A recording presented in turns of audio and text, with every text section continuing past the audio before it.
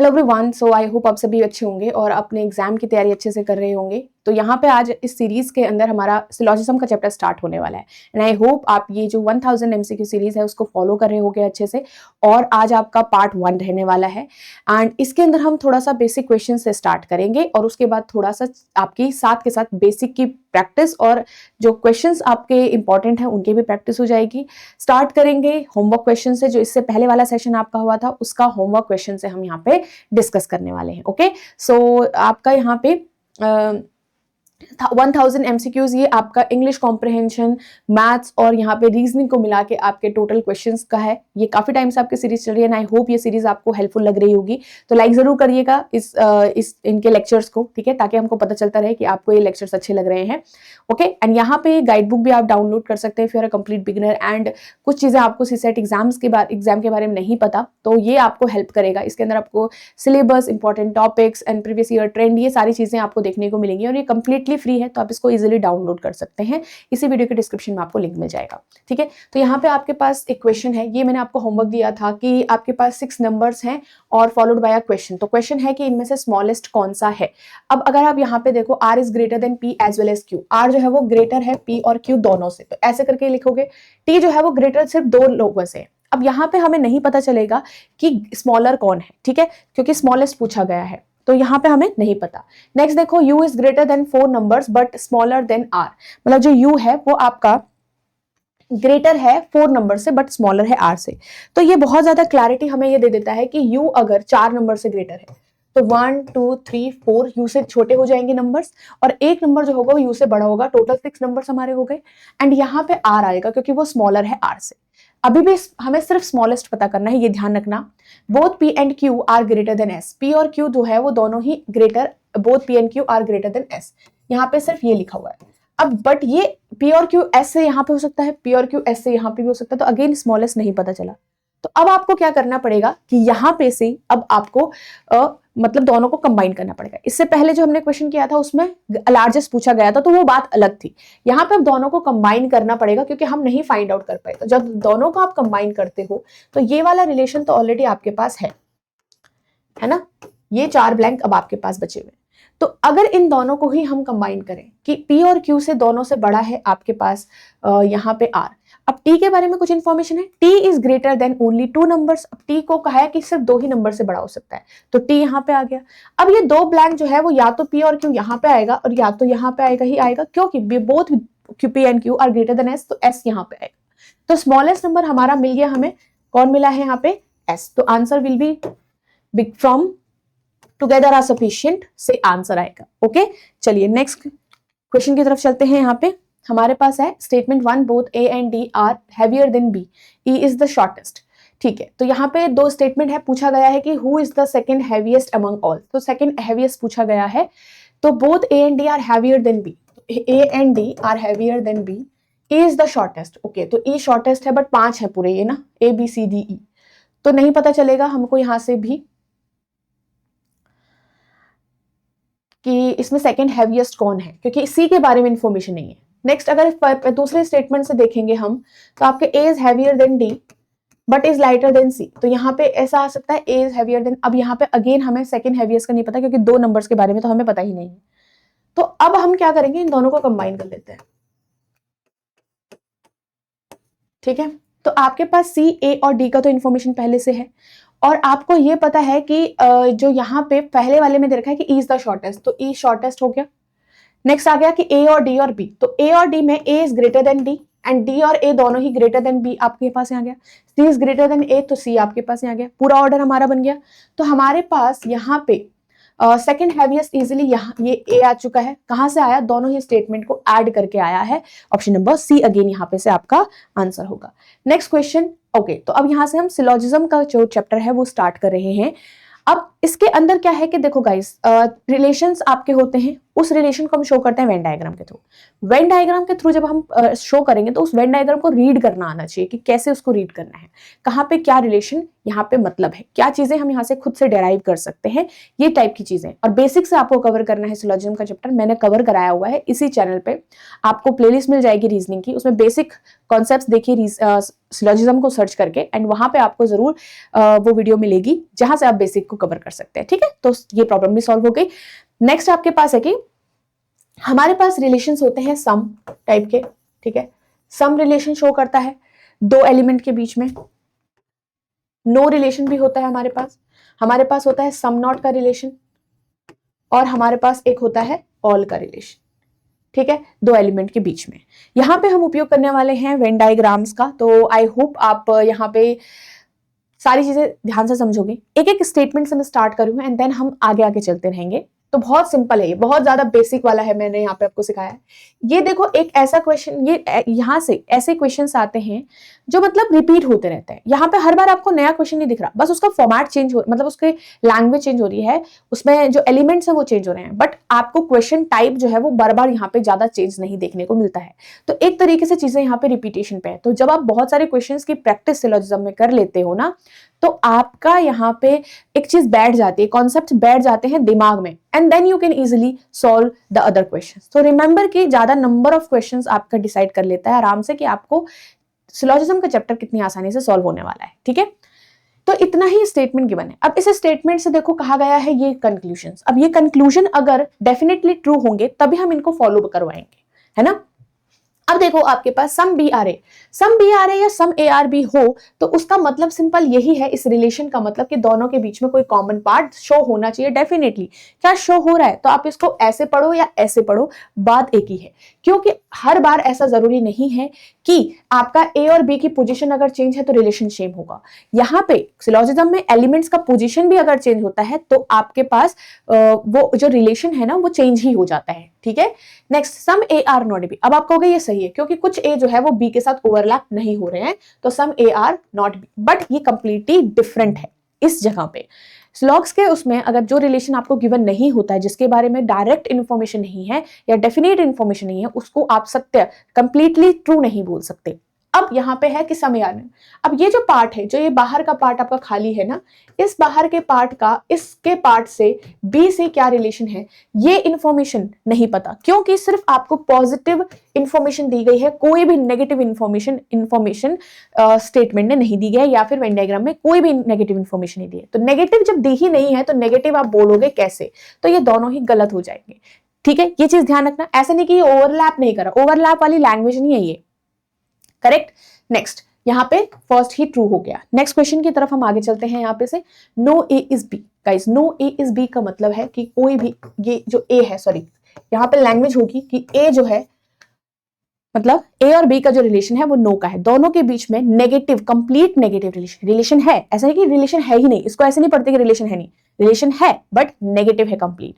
अब जब complete negative है तो इसका मतलब कुछ भी पॉजिटिव है ही नहीं। जब कुछ भी पॉजिटिव है ही नहीं और ना उसकी हमारी होप है कुछ पॉजिटिव होने के, तो कोई भी पॉजिटिव इंफॉर्मेशन यहां से गलत होगी, क्योंकि आपके पास सिर्फ और सिर्फ नेगेटिव इंफॉर्मेशन दे रखी है। Got it. अब सम बी आर ए के लिए कुछ तो हमारे पास कॉमन होना चाहिए, नहीं है, रॉन्ग। नेक्स्ट आपके पास है all B are A. All B are A क्या दिख रहा है आपको? नहीं। No B are A. अब ये वाला देखो, अब अगेन यहां से यहां पढ़ो या यहां से यहां पढ़ो, बात एक ही है कि no A are B, no A are B का मतलब है कि दोनों के बीच में नेगेटिव है, कंप्लीट नेगेटिव रिलेशन, वो ये शो कर रहा है। ऑप्शन नंबर सी का आपका करेक्ट होगा। नेक्स्ट तक चलते हैं हम। Some A are not B, some A are not B, ये आपके पास रिलेशन हो गया।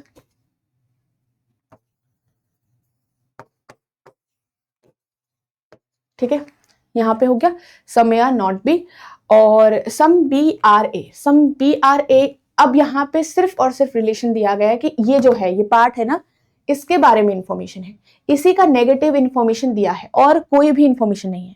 क्या ए का कोई बी से पॉजिटिव रिलेशन है, दिख रहा है? नहीं, कोई भी हमें रिलेशन का नॉलेज नहीं है, सिर्फ इसका है कि ये जो है पूरे बी से, पूरे बी के सर्कल से नेगेटिवली आपका कनेक्टेड है। तो आपका यहाँ पे सम बी आर ए, अब नेगेटिवली कनेक्टेड है तो पॉजिटिव कहां से लेके आए, ठीक है। तो डेफिनेट इन सारे ही कंक्लूजन को आपको डेफिनेटली ट्रू बोलना है, तभी आप फॉलो करवा पाओगे।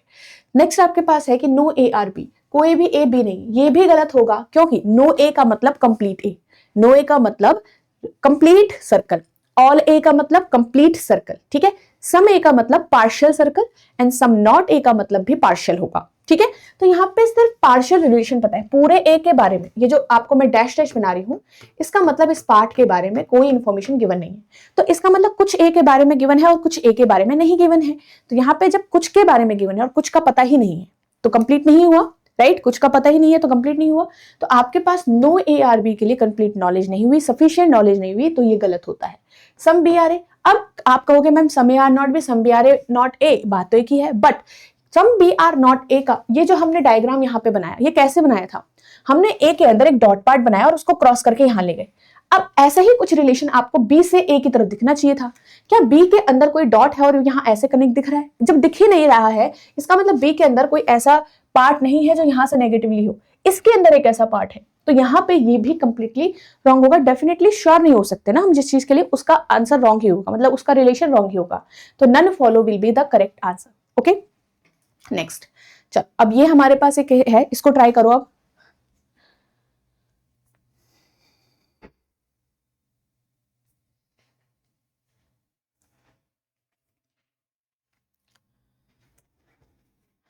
सम ग्रीन आर गार्डन, तो green garden, all garden are park, ये मेरा रिलेशन बन रहा है पूरा वेन डायग्राम। अब इसके अंदर देखो, कॉमन पार्ट है ग्रीन गार्डन के बीच में, एंड गार्डन की वजह से ग्रीन और पार्क के बीच में भी कॉमन पार्ट दिख रहा है आपको। तो यहाँ पे है कि सम गार्डन आर ग्रीन, तो सम गार्डन और ग्रीन उल्टा बोल लो इसको। तो यहाँ पे ये दिया गया है और ये उसका रिवर्स पूछ रहा है, तो क्या होगा, ये करेक्ट होगा। अभी ऐसे ही क्वेश्चन किया था, सम ग्रीन इज गार्डन, क्या ग्रीन और पार्क के बीच में भी आपको कॉमन दिख रहा है? बिल्कुल दिख रहा है, ये भी करेक्ट होगा। तो both 1 and 2 follow. Next question की तरफ चलते हैं, इसको ट्राई करो।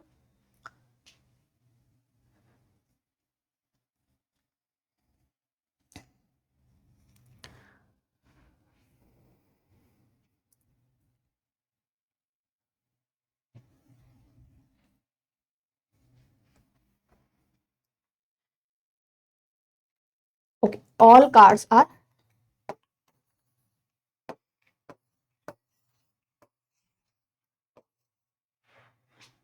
ठीक है, all cars are scooter, all scooters are buses,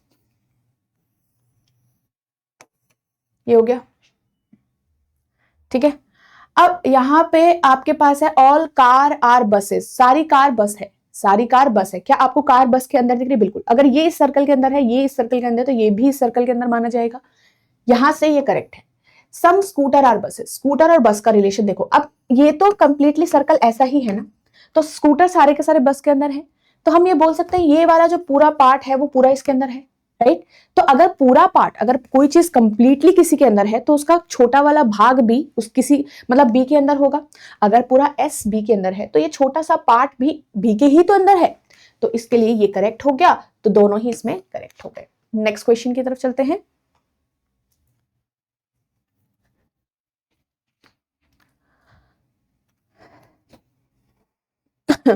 no black are tea, no black are tea, तो कोई sorry some black are tea, तो सम ब्लैक आर टी।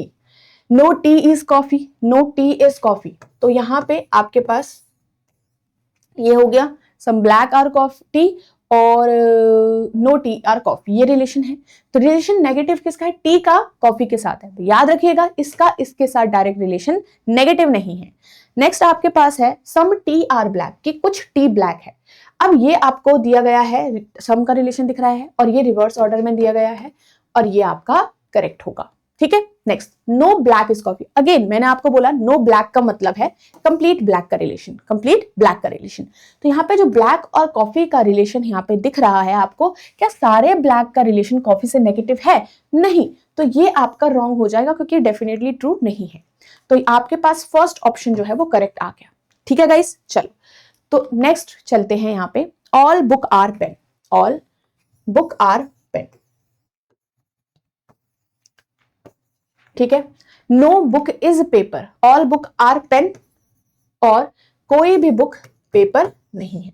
अब ये नेगेटिव रिलेशन किसका है, ध्यान रखना, बुक का है पेपर से, ना कि पेन का है पेपर से। पेन के एक पार्ट का नेगेटिव है बट कंप्लीट पेन का नेगेटिव नहीं है, ठीक है। अगेन वही मैं कह रही हूं आपको कि वेन डायग्राम रीड करना आना चाहिए, वेन डायग्राम रीड करना आना चाहिए। नो पेपर इज पेन, कोई भी पेपर पेन नहीं। अगेन मैंने जैसा बोला पेपर और पेन के बीच में कंप्लीट नेगेटिव रिलेशन नहीं है, तो नो पेपर पेन नहीं हो सकता। At least some book is paper, at least some का मतलब भी सिंपल सम ही है। इसको ऐसा कुछ नहीं है कि यहाँ पे आपको इसको अलग से लेना है, इसका मतलब सम ही है, सिंपल है ये। एटलीस्ट या जनरली सम, एटमोस्ट सम, इस टाइप के, मोस्टली बुक इज पेपर, इस टाइप के वर्ड जो है वो सम ही का ही रिलेशन दिखाते हैं। सम बुक इज पेपर, कुछ बुक जो है वो पेपर है। अभी तो आपने कहा कि कंप्लीट नेगेटिव रिलेशन है, जब कंप्लीट नेगेटिव रिलेशन है तो कोई भी कॉमन चीज हो ही नहीं सकता, सम मतलब कॉमन, तो ये आपका रॉन्ग हो जाएगा। दोनों ही इसके अंदर रॉन्ग है, तो neither one not two completely, ठीक है। नेक्स्ट,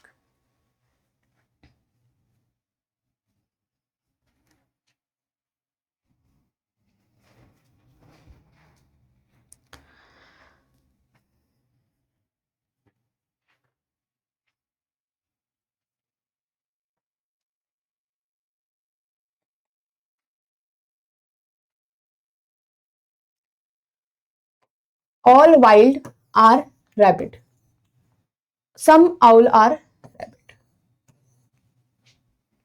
ठीक है। Some rabbit are owl. अब यहाँ पे रैबिट और आउल के बीच में देखो, यहाँ पे सम का रिलेशन ऐसे दिया हुआ है, यहाँ पे उसका रिवर्स पूछ लिया है, दिया गया है आपको common part, no wild is owl, no wild और आउल। अब देखो ये इसको बोलते हैं कोई भी डायरेक्ट रिलेशन गिवन नहीं, इसको ध्यान से पढ़ो, यहाँ पे आपको एक चीज सीखने को मिल रही है, कोई भी डायरेक्ट रिलेशन गिवन नहीं है। अब अगर आप, क्योंकि ये है कि इसका सर्कल यहाँ है, इसका सर्कल यहाँ है, कोई भी रिलेशन आपके बीच, इनके बीच में डेफिनेट गिवन नहीं है। ये दोनों आर से तो रिलेटेड हैं आपस में, बट आप आपस में कैसे रिलेशन है ये नहीं पता। तो जब पता ही नहीं है कि रिलेशन कैसा है, तो हम कुछ भी चीज कंफर्म बोल सकते हैं इन दोनों के ही बारे में नहीं, तो कंफर्मेशन नहीं मिली, तो आपके पास पहला ही यहाँ पे ट्रू होगा। क्लियर, चलो, सो आई होप ये आपका कंप्लीटली क्लियर हो गया। एंड यहाँ पे से अब आपके ये 2 क्वेश्चन होमवर्क के लिए होंगे गाइस, इसको होमवर्क में सॉल्व करना, एंड इस वाले को भी होमवर्क में यहाँ पे सॉल्व करना, ठीक है। ये 2 क्वेश्चन आपके मैं होमवर्क में दे रही हूँ और 2 ही हैं, नेक्स्ट सेशन के अंदर मैं आपको इसका सोल्यूशन बता दूंगी, तो तब तक आप कमेंट सेक्शन में जरूर बता सकते हो कि आपका क्या आंसर है यहाँ पे, and you can then check in the next session कि आपने जो भी आंसर किया था क्या वो सही है या फिर नहीं है। Okay guys, and I hope आपको आज का ये सेशन अच्छे से समझ में आया होगा। एंड अगेन ये आपको और एक एडिशनल आपकी प्रैक्टिस सेशन में ऐड होगा, और यहाँ पे से ध्यान रखो बिल्कुल क्वालिटी मटेरियल, यहाँ पे क्वालिटी कंटेंट आपको प्रोवाइड हो रहा है हर एक सेक्शन के अंदर, तो ट्राई टू एटलीस्ट लाइक और जरूर करिए। और अगर आप यहाँ पे चैनल पे नहीं हो तो चैनल को भी जरूर सब्सक्राइब करिए, ताकि कोई भी इंपॉर्टेंट सेशन आपका यहाँ पे से मिस ना हो, ठीक है। इसके अंदर आपका यहाँ पे जैसे अगर कोई स्टूडेंट ऐसा है जो कम्प्लीटली बिगिनर है एंड चाहता है कि सारी चीज़ें उसको एक जगह पे मिल जाए, ठीक है, उसको मेंटर सपोर्ट भी यहाँ पे मिले, साथ के साथ उसको टेस्ट भी मिलते रहे, तो यहाँ पे ये यूपीएससी सीसेट का जो मास्टर कोर्स है वो आपके लिए काफ़ी इंपॉर्टेंट रहेगा। इस कोर्स के अंदर आपको मैथ्स, रीजनिंग और इंग्लिश कॉम्प्रहेंशन का जो पार्ट है वो पूरा कवर्ड हो रखा है, मतलब एक तरीके से आपका जो यूपीएससी सीसेट का जो सिलेबस है कॉम्प्रहेंसिवली कवर्ड है, इंपॉर्टेंट टॉपिक सारे कवर्ड हैं इसके अंदर, ठीक है। लाइव क्लासेज आपकी होंगे जब आपका पेपर शुरू होने वाले होंगे, नेक्स्ट इसमें कॉन्सेप्ट क्लासेज आपकी होंगी, ठीक है। इसके अंदर आपके जो चीज़ें हैं मतलब मॉक टेस्ट वगैरह सारे इसके अंदर होंगे, ठीक है, जैसे फुल लेंथ मॉक टेस्ट हो गया, सेक्शनल मॉक टेस्ट हो गया, और साथ में या फिर आपका यहाँ पे टॉपिक वाइज टेस्ट हो गया, सारी चीज़ें कवर्ड है, और साथ में डेमो लेक्चर्स भी हैं। तो आप इसको देखने से पहले डेमो लेक्चर्स एक बार जरूर लगा सकते हो। इसके अंदर आपको कॉन्सेप्ट क्लासेस मतलब रिकॉर्डेड क्लासेस मिल जाएंगी कुछ, और कुछ मॉक टेस्ट मिल जाएंगे जिसको आप देख कर एक बार एनालाइज कर सकते हो कि क्या ये चीज़ आपके लिए हेल्पफुल रहेगी या फिर नहीं रहेगी, ठीक है। And remember that we will meet in the next session, next हफ्ते मिलेंगे। हर सैटरडे आपको यहाँ पे रीजनिंग का सेशन मिलता है, और आई होप आप इन सेक्शंस को लाइक कर रहे होंगे। Again thank you so much guys.